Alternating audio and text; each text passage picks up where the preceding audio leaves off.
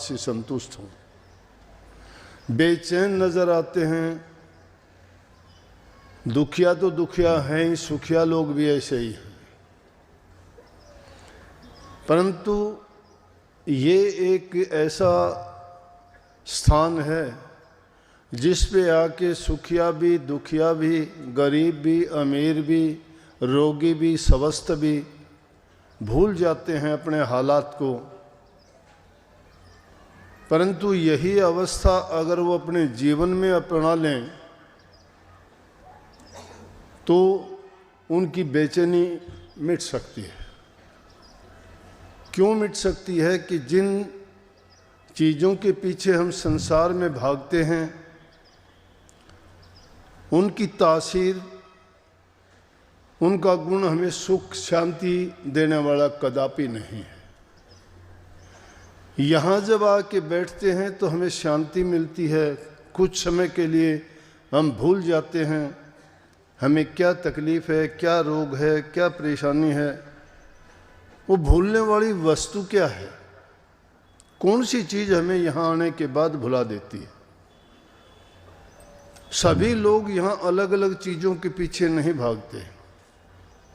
सभी को इंतज़ार रहता है कि सत्संग के वचन सुने जो हमारे जीवन को संवारते हैं और इस जीवन के बाद भी इस जीव को मुक्ति देता है। ये जीव बहुत जन्मों से परेशान है। ये तो अब तो सिर्फ हमें वर्तमान काल में देखते हैं हमारी हालात को, कहने को सुखी कह सकते हो, लेकिन जब वास्तविक जीवन में देखोगे तो कोई भी सुखी दिखाई नहीं देता है। बाहर से दिखाई देने में तो अपना दुख बहुत कम ही लोग बताते हैं, प्रकट नहीं करते किसी के सामने।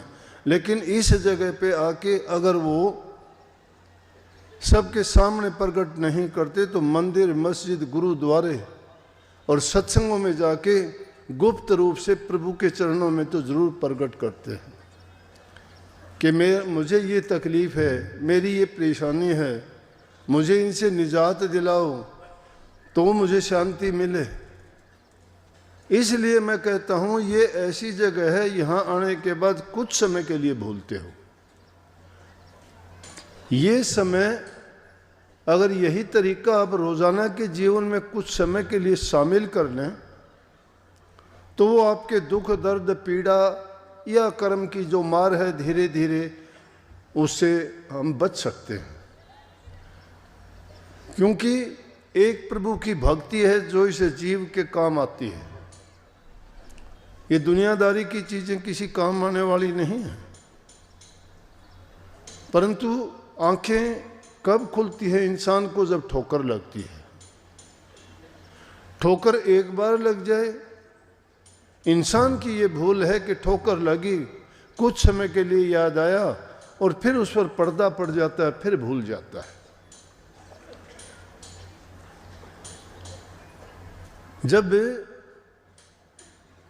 ये वादा करता है कि मैं ये करूँगा, मैं वो करूँगा, आइंदा ऐसा नहीं करूँगा, जब परेशानियों से घिरा होता है तब इसको याद आता है। इसलिए महापुरुषों ने फरमाया कि दुख में सुमरण सब करे, सुख में करे ना कोई, जो सुख में सुमरण करे तो दुख काहे को हो। ये सुख के समय तो प्रभु से अलग हो जाता है, प्रभु की भक्ति नहीं करता, नाम को याद नहीं करता, ये स्वयं ही सब कुछ बन जाता है कि सोचता है मेरे समान कोई नहीं है। अपने बल, बुद्धि, चतुराई में फंस जाता है। परंतु वो चंद रोज की खुशी तो आपको दे सकते हैं। चंद रोज की खुशी तो चोर डाकुओं को भी मिलती है, ठगी करने वालों को भी मिलती है।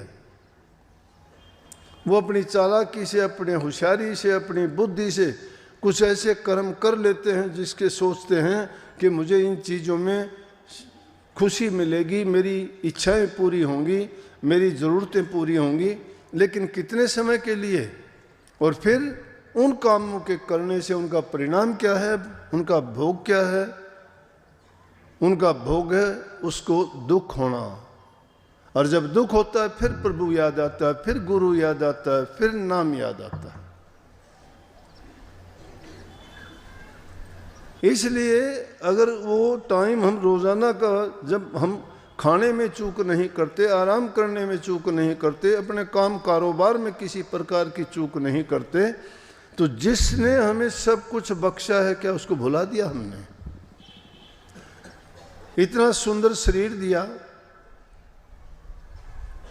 कितनी सुंदर आंखें दी, हाथ दी, कर्मेंद्रिय और ज्ञान इंद्रिय जितनी विधि जो इंसान को प्राप्त है वो किसी दूसरे जीव को नहीं मिला। लेकिन फिर भी कितना एहसान फरोमोश है कि जिसने हमें सब कुछ दिया उसी को भूल बैठे। तो जब उसको भूलोगे तो काल के हाथ में फंसोगे। इसलिए ये काल और माया की जेल है जिसमें जीव बंधा हुआ है, और काल और जाल की जेल से बचाने के लिए ही संत प्रकट होके आते। संत उस मेघ की तरह से होते हैं जो तपती हुई धूप में, गर्मी में बरसात करके हर जीव की, हर पंछी की, पृथ्वी की वातावरण को बदल देते हैं, ठंडा कर देते हैं। संत भी इसी प्रकार से ऐसी जगह में प्रकट होते हैं जहां जीवों को तीन ताप से दुखी हैं, रोग लगे हैं, और उन तीनों तापों से वो तड़पते हैं जीव। तो संतों को दया आती है, वो उनके लिए अपना ना समय देखते हैं, ना अपना कोई किसी प्रकार की खुशी देखते हैं, ना वो आराम देखते हैं। दूसरे जीवों के लिए, उनके कल्याण के लिए, उनके हित के लिए अपना सर्वस्व न्यौछावर कर देते हैं, लगाते हैं। दुनिया में आए हैं ये भी एक कर्म का खेल है, और उस कर्म के परिणाम के कारण ही हम छोटे बड़े, गरीब अमीर हैं, दुखी सुखी भी उसी के कारण से हैं। ये पिछले जन्मों का ही परिणाम है कि कोई तो यहाँ बादशाह, राजा, बाबू, सेठ, साहूकार बना बैठा है, और कोई जो है खाक छानता है जंगलों की 2 वक्त की, जिसको रोटी भी नहीं है। कर्म का खेल है ये।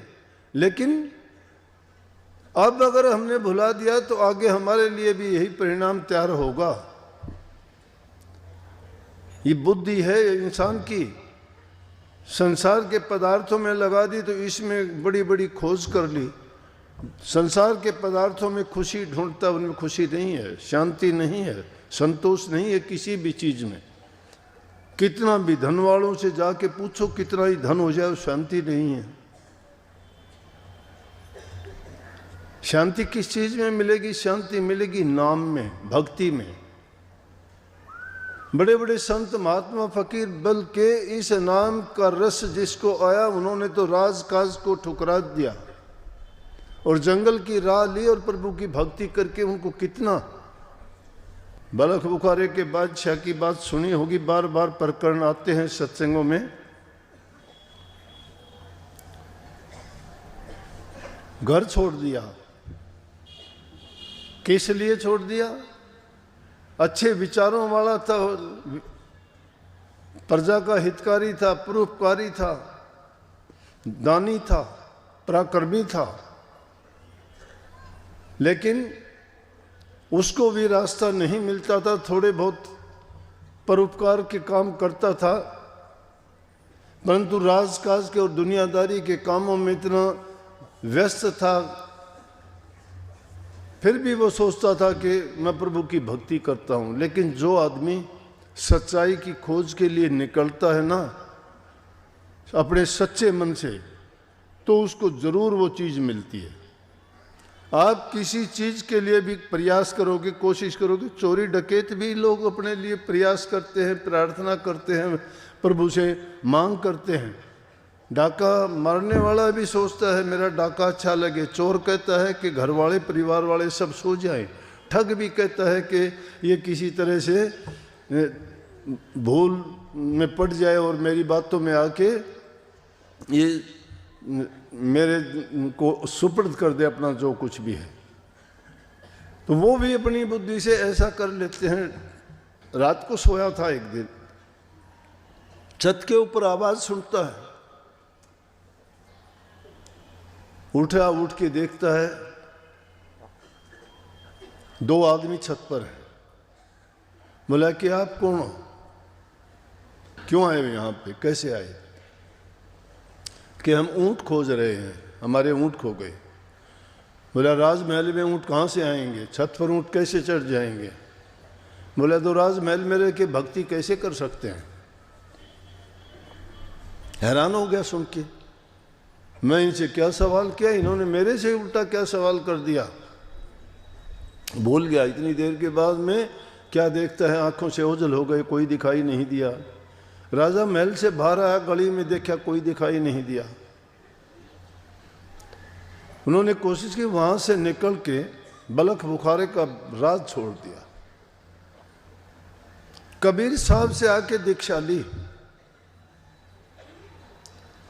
क्योंकि गुरु बिना ज्ञान नहीं है, ज्ञान बिना भक्ति नहीं, भक्ति बिना मुक्ति नहीं, भक्ति मुक्ति की ही युक्ति और जुक्ति है। उसमें यही समझाया जाता है। क्यों कह देते हैं तप बड़ा नहीं है?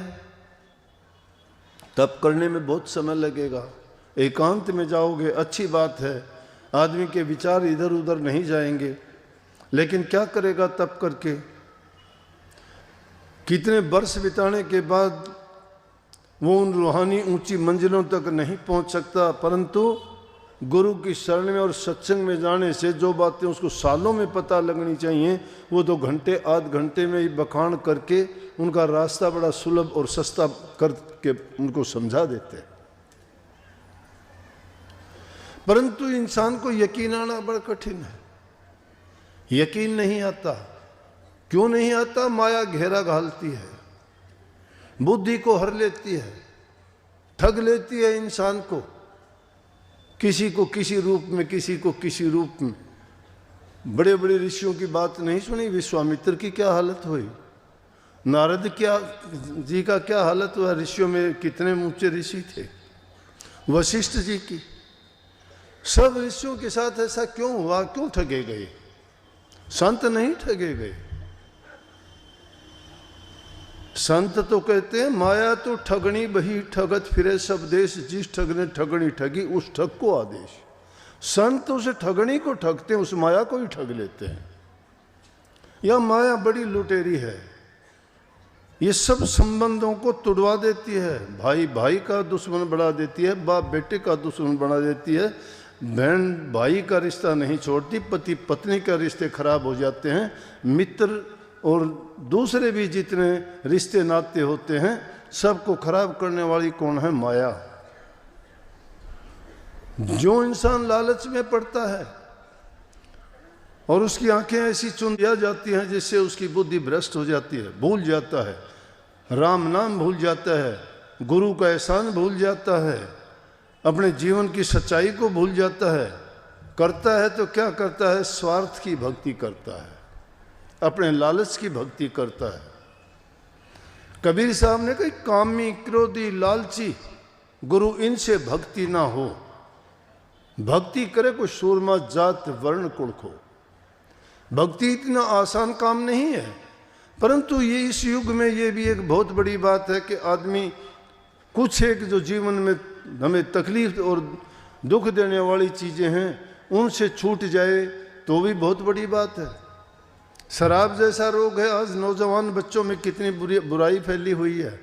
नशा करते हैं, कोई किसी चीज़ का, कोई किसी चीज़ का देखा देखी, क्योंकि उनको अच्छे संस्कार नहीं मिलते, उनको अच्छी शिक्षा नहीं मिलती। माँ बाप को इतना समय नहीं है कि अपनी संतान को वो संभाल के रखें, कि उनके जो कार्य हैं उन पर निगाह रखें, वो क्या करते हैं, कहाँ जाते हैं, उनकी संगति कैसी है, नहीं देखते। बच्चों में इतनी समझ नहीं होती, बहक जाते हैं, वो बुराई की तरफ एक बार भटक जाते हैं तो फिर आप आते हो, शिकायत करते हो, और जिस माँ बाप की संतान खराब होगी तो उसका जीवन बर्बाद हो गया। इस जीवन को संवार के रखना भी बड़ी एक बात है, हर एक के बस की बात नहीं है। इसीलिए कही कि जिस आदमी के अंदर काम, क्रोध, लोभ, मोह, अहंकार ये चीजें व्याप्त हैं वो भक्ति के नजदीक भी नहीं है। जो किसी आदमी के किए हुए एहसान को भूल जाता है वो इंसान किसी का कभी भला नहीं कर सकता। एक बार जिसने धोखा कर दिया उससे कभी आशा ना रखो कि वो किसी काम का तुम्हारे लिए कभी अच्छा कर सकेगा। एक बार आदमी जो अपनी सनद खो देता है, लेकिन गुरु हितकारी है। गुरु ऐसे जीवों को ही अपनाते हैं जो भटके हुए होते हैं, बुराइयों में फंसे हुए जीवों को उनसे काल की जेल से मुक्त कराने के लिए आते हैं। ये काल की जेल है जिसमें हम बैठे हुए हैं। अरे बिना मतलब के बंधे हुए हैं, बिना बांधे भी। कोई संतान से बंधा है, कोई जायदाद से बंधा हुआ है, कोई रिश्ते नातों से बंधा हुआ है कौन, किसका है? तुम्हारे रोग दुख दर्द को कोई बता सकता है कि तुम्हारी पीड़ा जब होती है तो कहा करो किसी को, अपने परिवार वालों को, दोस्त को, मित्र को, रिश्तेदार को कि मेरी पीड़ा कम कर दे कैसे, या मेरी पीड़ा आप ले लो। कोई नहीं ले सकता। लेकिन आप उनकी सारी पीड़ा लिए बैठे हो, पूरा वजन आपके ऊपर है। ये मेरा बेटा है, ये मेरा भाई है, ये मेरी पत्नी है, ये मेरी वो है, इसके लिए ये करना है, उसके लिए वो करना है। क्या क्या कर दोगे, किस दिन कर दोगे? जब बुलावा आएगा कर दोगे क्या? पता भी नहीं लगेगा जाते वक्त। मुंह में ग्रास रह जाएगा, निगलने नहीं पाओगे, टाइम नहीं मिलेगा। समय रहते हुए, जीवन रहते हुए अगर प्रभु को याद करोगे तो कम से कम गंदी योनि में जाने से बच जाओगे, खोटे मंदे कर्म करने से बच जाओगे। पहले है जीवन को सुखी बनाओ, और सुखी जीवन जीने के लिए है कि इंसान का चरित्र ऊंचा होना चाहिए, इंसान की गुडविल होनी चाहिए, सबके साथ अच्छा बर्ताव व्यवहार करो। हमारे शास्त्रों ने 3 चीज मुख्य करके बता दी जीवन को सुखी रखने के लिए। मन, वचन और कर्म से किसी का बुरा ना करो। मनसा वाचा कर्म ना दुख का हो मत दे, ऐती रेणी जो रहे वही शब्द रस ले। भक्ति भी अगर करना चाहते हो तो मन, वचन और कर्म से पवित्र हो जाइए। अरे कहाँ पवित्र होगे? आते सत्संगों में हो, मन में ख्याल धोखा करने का है। बाहर से कुछ दिखाते हो, अंतर तुम्हारा साफ नहीं है, धोखा भरा हुआ है। तुम तो अपने सड़ने के लिए, अपनी दुकान चलाने के लिए कपट लेके आते हो, गुरु से भी कपट करते हो। स्वामी जी महाराज ने बहुत स्पष्ट कहा कि जो गुरु आगे कपट न खोले, निष्कपटी अपने को बोले। कपट करेगा वो नहीं बताता मैं कपट करता हूं। मैंने वो वाणी ने सबसे पहले कही, ऐसे ही नहीं लिख दी मैंने मेरे हालात बताए हुए। उन कपटी आदमियों की बातें बताई मैंने, नाम नहीं लिया, लेकिन उनका कपट मैंने स्पष्ट बता दिया। जिन लोगों को तुम अपना आपा सौंप देते हो और वो लोग तुम्हारे साथ दगा और धोखा करते हैं, भला कहाँ होगा उन लोगों का? भक्ति का रास्ता ये नहीं कहता। भक्ति कहता है सच्चे बनो, ईमानदार बनो, कपट निकालो दिल से। बिल्ली की तरह दाव लगाए बैठे रहते हैं। क्या दुनियादारी के पदार्थ ही तुम्हारा सब कुछ कर देंगे क्या? किसी को धोखा दे के बड़े बन जाओगे? भक्ति नहीं है वो।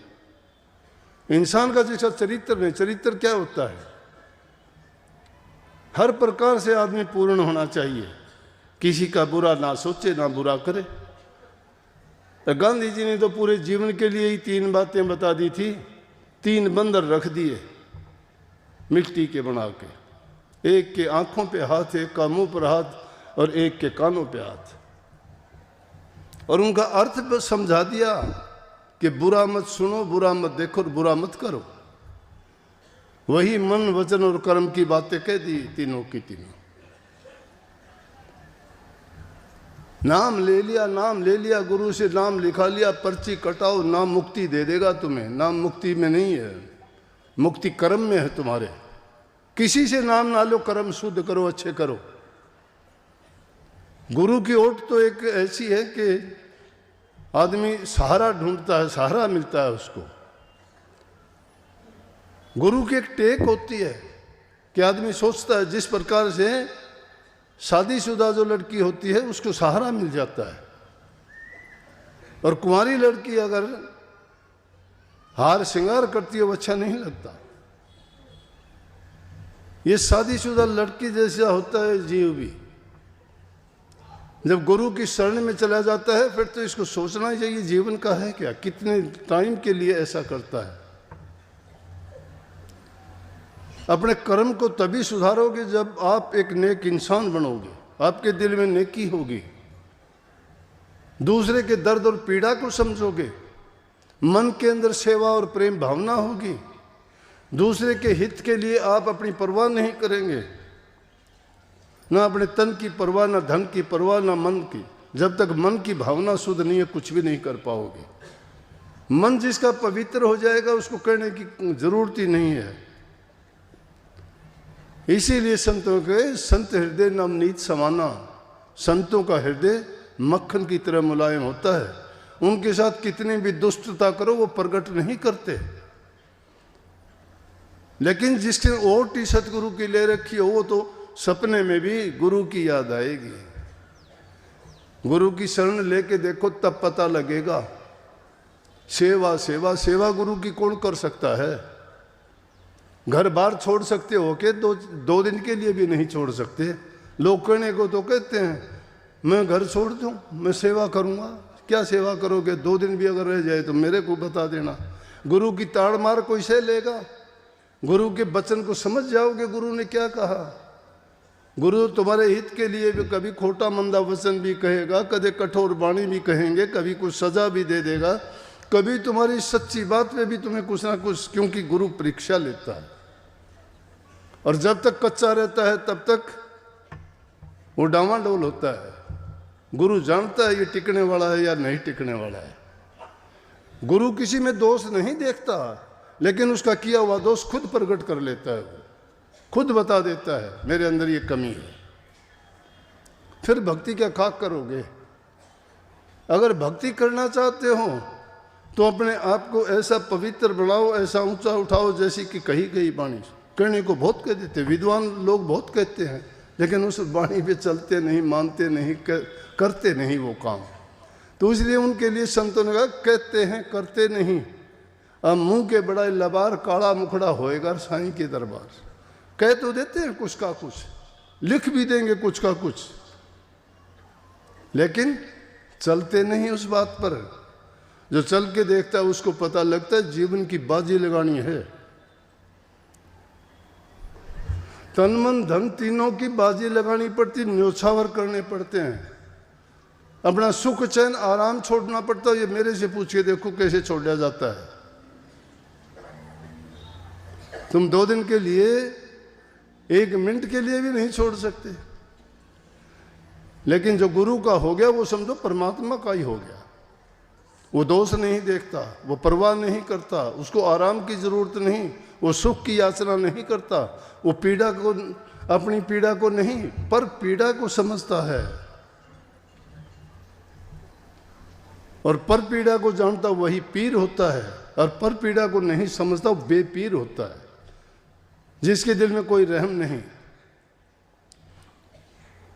ये दोष नहीं है, काम दोष नहीं है, क्रोध दोष नहीं है, लोभ और मोह भी दोष नहीं है। दोषी हमने उनको बना रखा है।